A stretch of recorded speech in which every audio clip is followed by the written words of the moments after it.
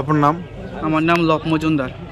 কি হয়েছিল আজকে আমরা তো সবাই বাড়ার জায়গা, আমিও গেছি গা, ভাইও গেছে গা, বাবাও গেছে গা, মাও খেতে আইছিল। মানে ক্ষেতের থেকে ঘাসের উড়া লয়ে বাড়ি যাওয়ানোর সময় যে যায় দেখে যে আমার রান্না করে রাবার আসছিল। তো এই রাবারের সিটটি মানে যে ছেলেটা চিনি না কে, আমি কোনোদিনও দেখছি না। হঠাৎ রান্না করে মা যায় দেখে যে রান্না করতে রাবারের ব্যাগ রাবার লইতেছে। তুই মানে জিজ্ঞাসা করছে কেরে তুই কেড়ে আইসস, জল খাইতে আইসে।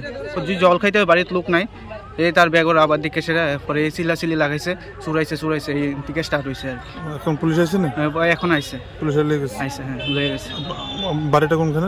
বাড়ি হয়েছে কাকরামুন ব্রিজ সংলগ্ন। কটা সিট আছে এখানে? আমার ঘরে তো অনেক সিট আছে, প্রায় 400-500 কেজির আবার আছে।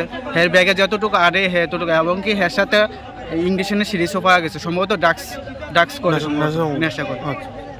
ছিল স্যার ঘটনাটা? এখন হঠাৎ করে একটা টেলিফোন পাইলাম যে এখানে একজন চোর ধরে রাখছে। সাধারণত দৌড়ে আইলাম, দেখলাম যে হ্যাঁ ঠিকই। তো এটা তো ড্রাগ ইউজ করি না, তার সাথে একটা ড্রাগের সিরিজও পাওয়া গেছে। তো এখন তার থেকে ডিটেলস কিছু পাইলে কি চুরি করেছিল স্যার? পাশের একটা বাড়ি থেকে রাবার শিট চুরি করছিল। তখন বাড়িরই এক মহিলা দেখছে, তখন তাদের রিটার্ন করানোর চেষ্টা করছিল। গ্রামের মানুষ সবাই মিলে তার তখন রিটার্ন করছে। ওনার সাথে কি কোনো রকমের ড্রাগস জাতীয় কিছু পাওয়া গিয়েছে বলে জানা গিয়েছে স্যার?